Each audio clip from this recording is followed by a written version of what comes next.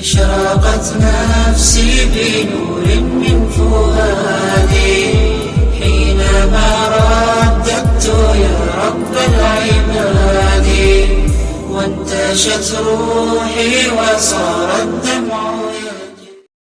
الحمد لله وكفى وسلام على عباده الذين اصطفى أما بعد فأعوذ بالله من الشيطان الرجيم بسم الله الرحمن الرحيم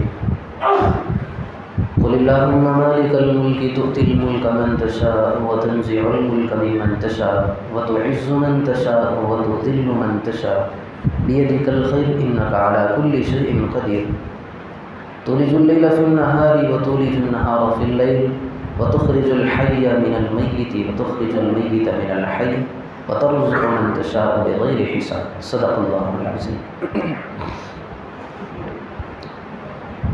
جن آیتوں کی تلاوت ہوئی ہے اللہ تبارک و تعالیٰ نے اپنے بندوں کو ان آیتوں کے ذریعے جھنجھوڑا ہے، اپنی قدرت کاملہ کو دکھایا ہے اور اس کا احساس دلایا ہے. اس سے پہلے کہ یہ آیت کس موقع پر نازل ہوئی، اس کا پس منظر کیا ہے، بیک گراؤنڈ کیا ہے، اس سے پہلے ان آیتوں کے فضائل کو بھی سن لیں. امام بغوی علیہ الرحمہ نے اپنی کتاب میں سند کے ساتھ اس جگہ پہ لکھا ہے کہ اگر کوئی بندہ ہر فرض نماز کے بعد سورہ فاتحہ، آیت الکرسی اور آل عمران کی 28 آیت جو شہید اللہ انہ لا الہ الا، اس کے ساتھ میں جو ابھی دو آیتیں تلاوت کی گئی، اگر ان کو پڑھ لیتا ہے تو اللہ تبارک و تعالیٰ بندے کو 3 چیزیں عطا کرتا ہے. ایک، سب سے پہلے اس کا ٹھکانہ جنت میں عطا کرتا ہے. ہم ساری زندگی عبادت کرتے ہیں، ہمیں یہ بات معلوم نہیں ہے کہ ہمارا ٹھکانہ ادھر ہوگا یا ادھر ہوگا، لیکن چھوٹے چھوٹے فضائل ہیں، اگر فرائض کے ساتھ ہم ان کو پورا کرتے جائیں تو اللہ تبارک و تعالیٰ سے امید ہے کہ اللہ تبارک و تعالیٰ ہمارے گناہوں کی بخشش فرما کر ہمارا ٹھکانہ جنت میں عطا فرمائے. پھر دوسری فضیلت، روزانہ اس بندے پر اللہ تبارک و تعالیٰ رحمت کی نظر سے 70 مرتبہ دیکھتے ہیں. 1-2 مرتبہ نہیں. اگر کوئی کسی علاقے کا بڑا آدمی ہو، MP ہو، PM ہو، اگر بندے کو 1 مرتبہ اپنے قریب کر دے تو بندہ کتنا خوش ہوتا ہے کہ فلاں دنیا دار، مالدار، عہدے دار، طاقت والا بندہ، آدمی نے مجھے پیغام دیا ہے، مجھے بلا بھیجا ہے. بلا بھیجنے سے اتنا خوش ہوتا ہے تو اللہ تبارک و تعالیٰ حکم الحاکمین ہے، بندے پر روزانہ 70 مرتبہ رحمت کی نگاہ سے دیکھتا ہے. تو کتنی بڑی فضیلت ہے. پھر تیسری فضیلت یہ ہے کہ اللہ تبارک و تعالیٰ اس بندے کے روزانہ 70 بڑے قسم کے گناہ معاف فرماتا ہے. یہاں پر 70 کا عدد آیا ہے، اس سے یہ مقصود نہیں ہے کہ بس صرف 70 ہی اللہ تبارک و تعالیٰ اس کے گناہوں کو معاف فرما دے گا. احادیث کے ذخیرے میں جہاں کہیں بھی عدد کا تذکرہ آتا ہے، اس سے یہ مقصد نہیں ہوتا کہ اتنے ہی اللہ اس کے گناہ معاف کرے گا، اتنے ہی اس کے درجے بلند کرے گا. اللہ کی ذات تو لامحدود ہے، اللہ کی ذات اعداد میں محدود نہیں ہے. صرف امت کو فضائل پر لانے کے لیے عدد متعین کیا جاتا ہے، ورنہ تو اللہ جب آسمان و زمین کو پیدا کیا تو اللہ نے کہا کن فیکون، آسمان بن گئی، زمین بن گئی. اللہ کو اعداد کی ضرورت نہیں ہے، صرف امت کو فضائل پر ابھارنے کے لیے عدد کو لایا جاتا ہے. تو اس کے بہت بڑے فضائل ہیں. اب دیکھیں کہ اللہ تبارک و تعالیٰ اس کے اندر بہت اہم پیغام کو دیا ہے اس امت مسلمہ کے نام پر. ہم دیکھتے ہیں کہ ہم دنیا کے اندر انتہائی پریشان حال رہتے ہیں. کبھی فلاں چیز کا ڈر ہے، کبھی حکومت والوں کا ڈر ہے، کبھی طاقت والوں کا ڈر ہے، کبھی مسلمانوں پر ذلت کا ڈر ہے. تو یہ پچھلے زمانے بھی ہوا کرتا تھا.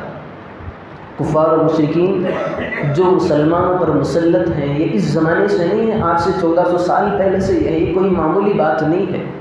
یہ کوئی ڈرنے والی چیز نہیں ہے کہ آج مسلمانوں کو ستایا جا رہا ہے، ڈرایا دھمکایا جا رہا ہے. بلکہ جب سے اسلام عروج پہ آیا اس وقت دشمنان اسلام کی طاق میں اس کو گرانے کے پیچھے لگے ہوئے ہیں.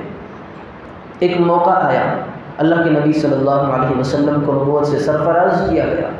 پھر اللہ کے نبی صلی اللہ علیہ وسلم نے صحابہ پہ محنت کی، حضرت ابو بکر پہ محنت کی، تو حضرت ابو بکر رضی اللہ عنہ ان حضرات کی برکت سے اور لوگ اسلام میں داخل ہوتے گئے. جب اسلام میں داخل ہوتے گئے ایک چھوٹی سی ایک جماعت تیار ہو گئی. 313 یا آس پاس کی تعداد تیار ہو گئی۔ سب سے بڑا اسلام اور باطل کا اس وقت معرکہ پیش آیا، جنگ بدر کا موقع پیش آیا، تو اس وقت کفار کو پسپاں ہونا پڑا، کفار پر ذلت طاری ہوئی، چھوٹی سی جماعت نے انہیں ہرا کے رکھ دیا، اسلام کا ڈنکا بج گیا، باطل کا منہ کالا کر دیا۔ پھر دوسرا موقع آیا، احد کا موقع آیا، احد کا موقع آیا تو وہاں پر بھی اللہ تبارک و تعالیٰ نے مسلمانوں کو فتح دی۔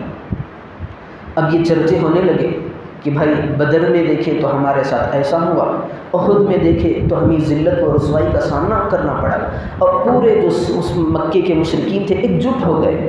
اب مسلمانوں کو کیسے پسپا کیا جائے، انہیں کیسے نیچا کیا جائے، ان کی تذلیل تحقیر کیسے کی جائے، تو سارے ایک جٹ ہو گئے۔ ایک طرف مدینے کے مشرکین، مکے کے مشرکین، پھر جتنے بھی دیگر غیر مسلم تھے سارے جمع ہو گئے، دوسری طرف یہود بھی آ گئے، ادھر سے نصارہ بھی آ گئے۔ اب مسلمان ان ساروں کے جمگٹے بیچ میں لٹک گئے، مسلمان تنہ تنہ بیچ میں آ گئے، ساری قومیں ایک طرف ہو گئی، اب مسلمانوں کو نیچا کرنا ہے۔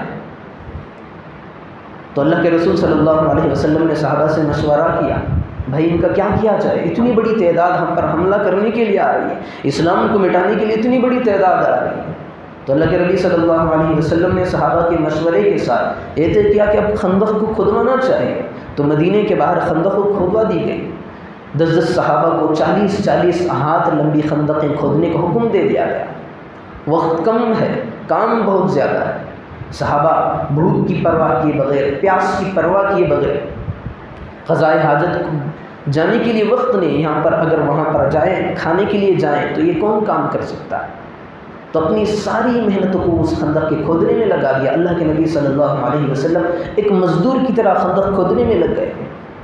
اگر اس زمانے کو ہم دیکھا جائے تو جو کام تھا، آج کے زمانہ جو ترقی یافتہ زمانہ ہے، آج کی جو مشنیں بھی اگر اس وقت کھودنے کا کام کرتی تو کام نہیں کرتی، صرف ان کی وہ طاقت کام کی ہے جو ان کی ایمانی طاقت تھی، ورنہ تو مشنوں کے اندر یہ طاقت نہیں کہ منٹوں کے اندر اس کام کو سر انجام دے سکے۔ تو کتابوں میں لکھا ہے کہ مشنیں بھی اگر آج کی ہوتی اس زمانے میں تو وہ بھی خندق کھودنے کو اتنی جلدی سے کام نہیں کرتی جتنی جلدی سے صحابہ نے اپنی ایمانی زور کے بل بوتے پہ کام کیا ہے۔ اب دیکھا سارے صحابہ کام کر رہے ہیں، ایک طرف خندقیں کھود رہے ہیں، ادھر اللہ کے نبی کھود رہے ہیں، ایک صحابہ چند خندقیں کھود رہے تھے، بیچ میں ایک بڑی سی چٹان آ گئی، صحابہ نے زور لگایا، طاقت لگائی، پھٹان جو چٹان ہے وہ ہلنے کا نام نہیں لے رہی۔ صحابہ نے حضرت سلمان فارسی رضی اللہ عنہ کو کہا، اللہ کے نبی کے پاس جائیے، اللہ کے نبی کو یہ معاملہ سنائیے کہ ایک چٹان بیچ میں آ گئی ہے، وہ ٹس سے مس ہونے کا نام نہیں لے رہی۔ حضرت سلمان فارسی اللہ کے نبی کے پاس گئے، کہا اے حضور ایک چٹان آ گئی ہے، وہ ٹوٹنے کے لیے تیار نہیں ہے، اگر اسے کھودیں، اگر اس کو ہٹائیں تو ہمیں کھودنے کے لیے راستہ ہموار ہو سکتا ہے، بیچ میں چٹان آ گئی، اس کا کیا کریں؟ اللہ کے نبی صلی اللہ علیہ وسلم بذات خود وہاں سے آئے، آنے کے بعد کدال ساتھ میں لی، ایک وار اس پہ کیا، تو فوراً جیسے ہی اللہ کے رسول صلی اللہ علیہ وسلم کا جو کدال تھا اس سے اللہ کے نبی نے اس کو مارا تو 2 ٹکڑے ہو گیا چٹان، اس میں سے ایک شعلہ نکلا، آگ کا ایسا شعلہ نکلا کہ دور دور تک اس کی روشنی دکھائی دی۔ اللہ کے نبی صلی اللہ علیہ وسلم نے دیکھا، صحابہ سے فرمایا کہ اس آگ کے ذریعے سے، اس روشنی کے ذریعے سے مجھے یہ بتایا گیا ہے کہ فارس کے جو جتنے بھی عمارات ہیں، محلات ہیں، مجھے دکھائے گئے ہیں۔ پھر اور ایک کدال سے اس پر وار کیا تو اور ایک آگ کا شعلہ نکلا۔ اللہ کے نبی صلی اللہ علیہ وسلم نے فرمایا اب کی بار مجھے رومیوں کی سلطنت، رومیوں کے محلات اور ان کی عمارتیں دکھائی دیں۔ پھر اس کے بعد اور ایک مرتبہ ضرب لگائی، پھر اس میں سے اور ایک آگ کا شعلہ نکلا۔ اللہ کے رسول صلی اللہ علیہ وسلم نے کہا صنعاء یمن کے محلات اور عمارتیں مجھے دکھائی گئی ہیں، اور ایک وقت آنے والا ہے، جبرائیل نے مجھے خبر بھیجی ہے، جبرائیل نے مجھے پیغام سنایا ہے کہ میری امت ان محلات اور ان ممالک پر غالب آئے گی۔ جب یہ بات منافقین تک پہنچی، مدینے میں چونکہ اس وقت مومنین کے روح کے اندر منافقین بھی تھے، وہ تمسخر کرنے لگے، مومنوں کا مذاق اڑانے لگے کہ بھئی یہ تو انہیں کھودنے کے لیے فرصت نہیں ہے، یہاں روم کے، فارس کے، یمن کے محلات کے خواب دیکھ رہے ہو۔ تو اللہ تبارک و تعالیٰ کو یہ بات پسند نہیں آئی۔ اللہ تبارک و تعالیٰ نے آیت کے اندر کہا قُلِ اللَّهُمَّ مَالِكَ الْمُلْكِ تُؤْتِي الْمُلْكَ مَن تَشَاءُ وَتَنزِعُ الْمُلْكَ مِمَّن تَشَاءُ۔ ارے تمہیں ان سے اتنا خوف زدہ ہے، یہ منافقوں کو جھنجھوڑا ہے اس آیت میں، ان لوگوں کو جھنجھوڑا ہے جو لوگ قوم سمود اور عاد کے عذابات کو بھول گئے۔ اللہ تبارک و تعالیٰ نے اس آیت کے اندر کہا تؤتی الملک من تشاء وتنزع الملک ممن تشاء۔ اللہ اگر کسی کو دینا بھی جانتا ہے تو لینا بھی جانتا ہے۔ حکومت کے اندر کوئی طاقت نہیں ہے، حکومت کے عہدیداروں کے پاس کوئی قوت نہیں ہے کہ وہ ایمان والے کے ایمان کو مٹا سکے اور انہیں تباہ و نیست و نابود کر سکے۔ اللہ نے کہا تم ان کی بات کرتے ہو، تم ان کو سپر پاور طاقت سمجھتے ہو، ہم نے ان سے بڑے بڑے قومیں بھیجی ہیں، ان سے بڑی زبردست قومیں۔ اللہ کہتا ہے لم یخلق مثلھا فی البلاد۔ قرآن میں سورہ فجر کے اندر اللہ تبارک و تعالیٰ کہتا ہے ہم نے ایسی قوموں کو بھی دنیا کے اندر بھیجا ہے، لم یخلق مثلھا فی البلاد۔ دوسری مرتبہ ایسی قوموں کو ہم نے پیدا نہیں کیا، اتنی بڑی طاقتور قومیں پیدا کی ہیں۔ یوم ذات العماد، ستونوں والے۔ قوم عاد اور قوم سمود ایسے تھے، ان کے جملے سے اپنی شان و شوکت پہ انہی ناز و نخرے سے ان کے منہوں سے ایک جملہ نکلتا من اشد منا قوہ، ہے کوئی ہم سے زیادہ طاقتور؟ جب ان سے کہا جاتا کہ تمہارا پروردگار ہے، اللہ ہے، سب کچھ کرنے والی ذات ایک ہے، تو کہتے من اشد منا، ہم ہی سب کچھ ہیں۔ جو ناریل کے درخت سے اسے اکھاڑ کر پھینک دیتے، کھروچ کر کے پہاڑوں کے اندر اپنے گھروں کو بنا لیتے۔ تو اللہ تبارک و تعالیٰ کہہ رہا ہے کیا ایسی طاقتور قوم کا ہم نے حشر نہیں کیا؟ مسلسل اللہ تبارک و تعالیٰ نے 8 رات 7 دن مسلسل ان پر ہوا کی جو عذاب ہے اس کو نازل کیا، تو سارے لاشیں بن کر پڑے رہ گئے۔ اللہ کہتا ہے فصب علیہم ربک سوط عذاب، کہ تم نے ان کا انجام نہیں دیکھا۔ اللہ تبارک و تعالیٰ نے عذاب کے کوڑے ان پر برسایا ہے۔ اللہ نے یہاں پر ایک لفظ استعمال کیا ہے صوت عذاب۔ صوت کے معنی عربی کے اندر کوڑے کے آتے ہیں۔ تو جس طرح آدمی بیل کو ہانکتا ہے تو اسے کوڑے سے ضرب لگانی پڑتی ہے، ایک جگہ نہیں لگاتا، کبھی ادھر مارتا ہے تو کبھی ادھر مارتا ہے، آگے مارتا ہے تو کبھی پیچھے مارتا ہے، تب جا کر صحیح رخ پہ بیل نکلتا ہے۔ تو اللہ کہتا ہے ہم نے عاد کو اور سمود کو کوڑے کے عذاب برسائے۔ کوڑے جس طرح ادھر بھی مارے جاتے ہیں ادھر بھی مارے جاتے ہیں، اس طرح میں نے ان کو ایک مرتبہ عذاب نہیں بھیجا بلکہ مختلف قسم کے ان کی قوم پر عذاب نازل کرتا رہا۔ کبھی ایک طرف سے عذاب آیا تو دوسری طرف سے بھی عذاب آیا۔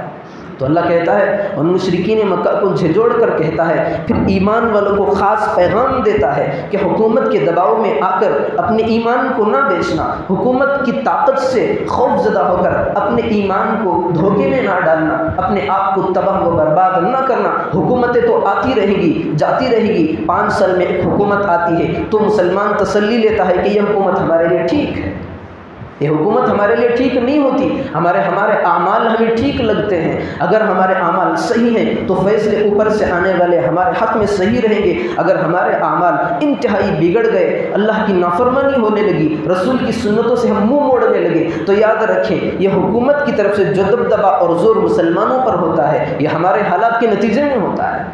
تو اللہ تبارک و تعالیٰ اس میں کہہ رہا ہے تؤتی الملک من تشاء وتنزع الملک ممن تشاء، حکومت کی پرواہ نہ کرنا، حکومت دے بھی سکتا ہے لے بھی سکتا ہے، وتنزع الملک ممن تشاء وتعز من تشاء وتذل من تشاء، اور عزت دینے والا اللہ ہے، ذلت اور رسوائی کو ڈالنے والا بھی اللہ ہے۔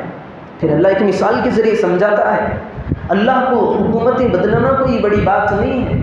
تم آسمان پہ سر اٹھا کر دیکھو، تمہیں آسمان نظر آتا ہے، دن میں دیکھیں تو روشنی نظر آتی ہے، رات میں دیکھیں تو تاریکی نظر آتی ہے۔ اللہ پوچھتا ہے، اللہ کہتا ہے تولج اللیل فی النہار، میں نے رات کو داخل کیا دن کے اندر، پھر سارے دن کو رات کو دن میں بدل دیا، وتولج النہار فی اللیل، دن کے اجزاء کو رات میں داخل کر کے سارے کو تاریکی سے ڈھانپ دیا۔ یہ کس کی ذات ہے؟